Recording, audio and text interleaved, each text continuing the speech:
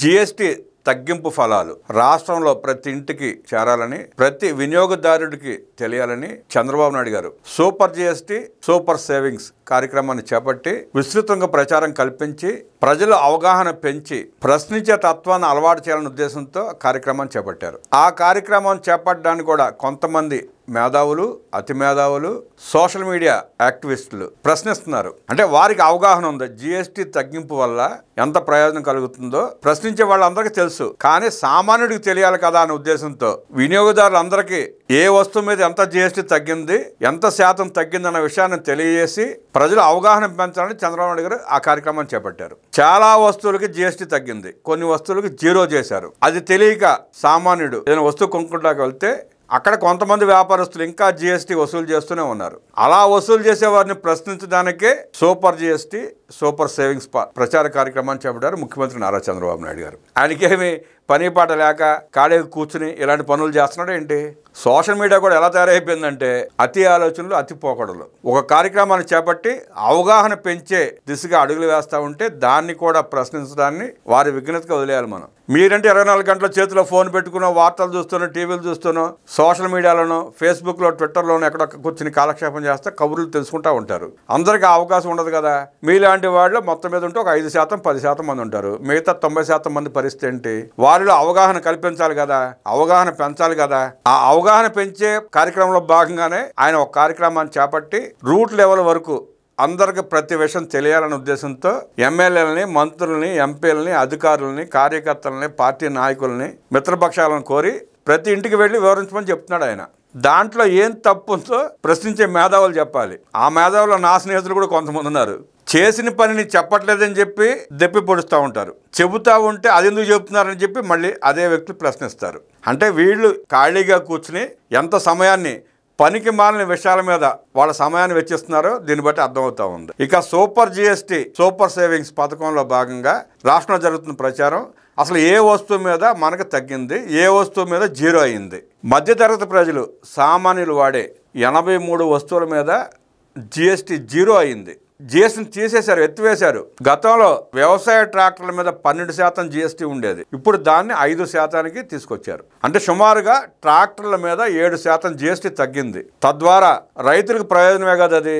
అలాంటివి ప్రజలు అవగాహన కల్పించకపోతే ఎలా తెలుస్తుంది? ఆ ట్రాక్టర్లకు వాడే టైర్ల మీద, స్పేర్ పార్ట్స్ మీద కూడా ఇంతకుముందు 18% జీఎస్టీ ఉండేది.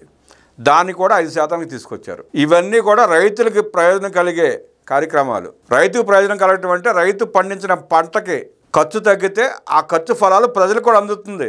ఆ 12%, 13% జీఎస్టీ తగ్గడం మూలంగా ఆ తగ్గిన జీఎస్టీ ఆదాయం కూడా ప్రజలకు చేరే అవకాశం ఉంటుంది. హార్వెస్టర్, రోటావేటర్ లాంటి వ్యవసాయ పరికరాలు, ఫెర్టిలైజర్స్, పురుగు మందులు, డ్రిప్ ఇరిగేషన్ సంబంధించిన స్ప్రింక్లర్ల మీద కూడా 18% జీఎస్టీ ఉండేది. ఇప్పుడు దాన్ని కూడా 5%కి తగ్గించారు. అంటే రైతులు వాడే అన్ని పరికరాల మీద, ఆఖరికి ఫెర్టిలైజర్స్, పురుగు మందుల మీద కూడా 18% ఉన్న జీఎస్టీని 5%కి తీసుకొచ్చారు. అలా తగ్గించడం వల్ల రైతుకు అదనపు ఆదాయం వచ్చినట్టే.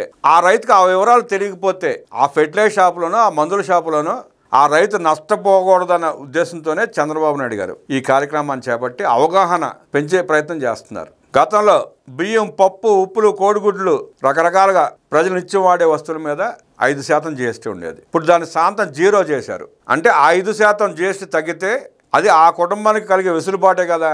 దాన్ని అవగాహన పెంచకపోతే వాళ్ళకి ఎట్లా తెలుస్తుంది? ఇందాక మనం చెప్పుకున్నట్టు నిత్యం సోషల్ మీడియాలో చక్కలు కొట్టే వాళ్ళకి, టీవీలు చూసేవాళ్ళకి, వార్తలు చూసేవాళ్ళకి, పేపర్లు చదివేవాళ్ళకంటే ఇవన్నీ తెలుస్తాయి. వాళ్ళంతా 10% మంది ఉంటారు. మిగతా 90% మందికి ఆ జీఎస్టీ ఫలాల వివరాలు తెలియాలంటే ప్రచారం చేయకపోతే ఎలా తెలుస్తుంది? నిత్యం విద్యార్థులు ఉపయోగించే నోట్బుక్స్, పెన్నులు, పెన్సిళ్ళు లాంటి వాటి మీద కూడా జీఎస్టీ ఉండేది. వాటి మీద కూడా 12% జీఎస్టీ ఉండేది. ఇప్పుడు ఆ జీఎస్టీని పూర్తిగా ఎత్తివేశారు. అంటే అది కూడా సంవత్సరం ప్రతి విద్యార్థికి సుమారుగా వీటన్నిటి మీద 5,000 నుంచి 6,000 ఖర్చు అవుతుంది. ఆ 5,000 మీద 12% అంటే 600 రూపాయలు జీఎస్టీ. 600 రూపాయలు జీఎస్టీ తీసేసినందువల్ల ఆ కుటుంబానికి ఒక పిల్లాడి మీద 600 రూపాయల భారం తగ్గినట్టే కదా. అదే ఆ కుటుంబానికి లాభం చేకూరినట్టే కదా. అలాంటివి ప్రజలకు తెలియజేయకపోతే ఎలా అన్న ఉద్దేశంతోనే చంద్రబాబు నాయుడు గారు ఈ కార్యక్రమాన్ని చేపట్టారు. ఇది సూపర్ జీఎస్టీ సూపర్ సేవింగ్స్ ప్రచారం వల్ల ప్రజలకి మొనగూరే లాభాలు, జరిగే మంచి. తగ్గిన జీఎస్టీ వివరాలు, స్పష్టంగా అవగాహన పెంచుకునే అవకాశం ఉంటుంది. దాన్ని కూడా పని పాట లేని కొంతమంది సోషల్ యాక్టివిస్టులు, మీడియా ఇన్ఫ్లుయెన్సర్లు, అతి మేధావులు తామేదో గొప్పగా ప్రశ్నిస్తున్నాం అనుకుని తమ కడుపు ఉబ్బరాన్ని, కడుపు నొప్పిని బయటపెట్టుకోవడం తప్ప ఇక్కడ ఏమీ లేదు. చంద్రబాబు నాయుడు గారు ఒక కార్యక్రమాన్ని చేపట్టారంటే ఆయన చాలా లోతుగా ఆలోచించి ప్రజలకు ఉపయోగపడుతుంది, పనికి వస్తుంది అనుకుంటేనే ఆయన ఆ కార్యక్రమాన్ని చేపడతారన్న సంగతి ప్రజలందరికీ తెలుసు, మీకు తెలుసు. అయినా ఏదో ప్రశ్నించాము అన్న వెరీ ఆనందం తప్ప మీకేం మిగలదు. అవకాశం ఉంటే మీరు కూడా మీ చుట్టుపక్కల ఉన్న 10 మందికి తెలియజేసే ప్రయత్నం చేయండి. జిఎస్టీలు 4 స్లాబుల నుంచి 2 స్లాబులు కుదించడం వల్ల, జిఎస్టీలు తగ్గింపు వల్ల ప్రతి కుటుంబానికి నెలకి సుమారుగా 1000 రూపాయలు ఆదా అవుతూ ఉంది. సంక్షేమ కార్యక్రమాల్లో భాగంగా పెన్షన్లు ఇచ్చినట్టే జిఎస్టీ తగ్గింపు వల్ల 1000 రూపాయల నుంచి 2000, 3000, 4000 రూపాయల ఆదాయ కుటుంబాలు కూడా చాలా ఉన్నాయి. అది కూడా సంక్షేమ కార్యక్రమం లాంటిదే. దాని మీద ప్రజలకు అవగాహన పెంచితే రాష్ట్రంలో ఉన్న ప్రతి పౌరుడికి లాభం చేకూర్చినట్టే. ప్రతి వ్యక్తికి సంక్షేమ కార్యక్రమం లాంటిదే జిఎస్టీ తగ్గింపు. దాని పట్ల అవగాహన పెంచే కార్యక్రమాన్ని చేపట్టుంటే మార్గాలు చూడండి. ప్రశ్నించవచ్చు, ప్రశ్నించడానికి కూడా అనేక సమస్యలు ఉంటాయి. ఇది సమస్య కాదు. దీని పట్ల రాష్ట్ర వ్యాప్తంగా అవగాహన పెంచాల్సిన అవసరం ఉంది, పెంచాలి. ఈ కార్యక్రమాన్ని ఇంకా విస్తృతంగా ప్రజలకు తీసుకువెళ్లాల్సిన బాధ్యత కూడా ప్రభుత్వం మీద ఉంది. ప్రభుత్వంతో పాటు ప్రజల మీద కూడా ఉంది.